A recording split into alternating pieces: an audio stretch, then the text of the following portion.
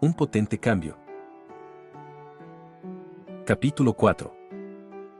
El rey Benjamín continúa su discurso a su pueblo.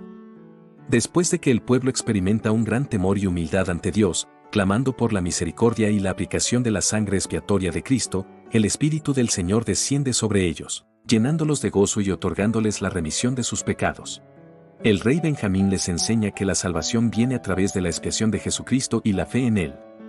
Les exhorta a creer en Dios, arrepentirse de sus pecados, humillarse ante Él y buscar su perdón. Además, les insta a retener siempre en su memoria la grandeza de Dios y su propia debilidad, a invocar el nombre del Señor diariamente y a permanecer firmes en la fe. El rey Benjamín les enseña también la importancia de ayudar a los necesitados, compartir sus bienes con los pobres y no permitir que el mendigo les pida en vano. Les advierte sobre el peligro de juzgar a los necesitados y de ser codiciosos. Les insta a ayudar tanto espiritual como temporalmente a los necesitados y a hacerlo con prudencia y orden. Finalmente, el rey Benjamín les advierte sobre los peligros del pecado y la importancia de cuidarse a sí mismos, de sus pensamientos, palabras y acciones, así como de observar los mandamientos de Dios y perseverar en la fe hasta el fin de sus vidas para no perecer. Capítulo 5. Después de que el rey Benjamín termina su discurso, pregunta a su pueblo si creen en las palabras que les ha enseñado. El pueblo responde con unanimidad, declarando su fe en las palabras del rey y en la certeza de su verdad, manifestada por el Espíritu del Señor que ha cambiado sus corazones.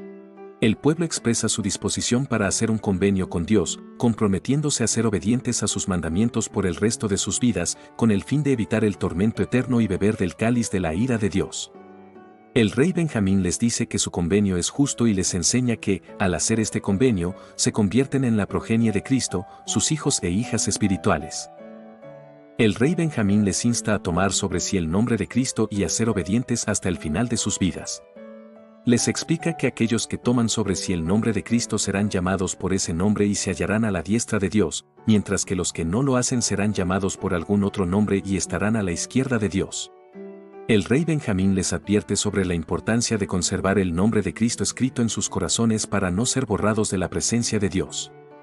Les enseña que aquellos que no conocen el nombre de Cristo no pueden ser reconocidos como sus siervos y serán tratados como extraños.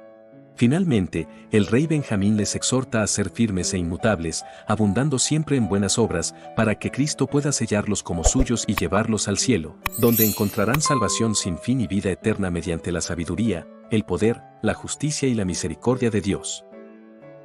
Capítulo 6.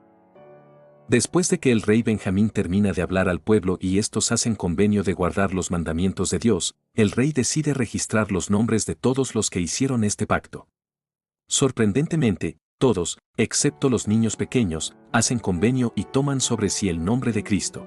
Tras esta ceremonia, el rey Benjamín consagra a su hijo Mosía para que sea el próximo gobernante y rey del pueblo. Además, nombra sacerdotes para enseñar al pueblo los mandamientos de Dios y recordarles el juramento que hicieron. Luego, el rey despide a la multitud y cada uno regresa a sus hogares. Mosía comienza a reinar en lugar de su padre, en el 30º año de su vida. Se registra que en total han transcurrido aproximadamente 476 años desde que Ley salió de Jerusalén. El rey Benjamín vive 3 años más y luego fallece. Mosías sigue las sendas del Señor, observa sus juicios y estatutos y guarda sus mandamientos en todas las cosas. Además, hace que su pueblo labore la tierra y él mismo trabaja junto con ellos para no ser una carga para su pueblo, siguiendo el ejemplo de su padre. Durante 3 años, no hay contención entre todo el pueblo. Estos capítulos nos ofrecen una serie de lecciones valiosas que podemos aplicar en nuestra vida diaria. En primer lugar, aprendemos sobre la importancia de la fe en Jesucristo y de reconocer nuestra propia debilidad y necesidad de su expiación. Esto nos enseña la humildad y la importancia de confiar en el Salvador para recibir perdón y paz en nuestras vidas. Además, vemos la importancia de hacer convenios con Dios y comprometernos a obedecer sus mandamientos. Este compromiso nos ayuda a fortalecer nuestra relación con Él y a mantenernos firmes en nuestro camino espiritual. Asimismo, se nos recuerda la importancia de compartir lo que tenemos con los demás, especialmente con aquellos que están necesitados.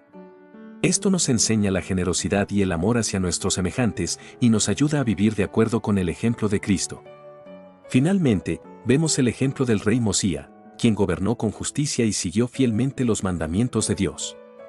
Esto nos inspira a buscar la voluntad de Dios en todas las áreas de nuestras vidas y a trabajar por el bienestar de los demás. En resumen, podemos aprender de estos capítulos la importancia de la fe, el compromiso con Dios, la generosidad hacia los demás y la obediencia a sus mandamientos.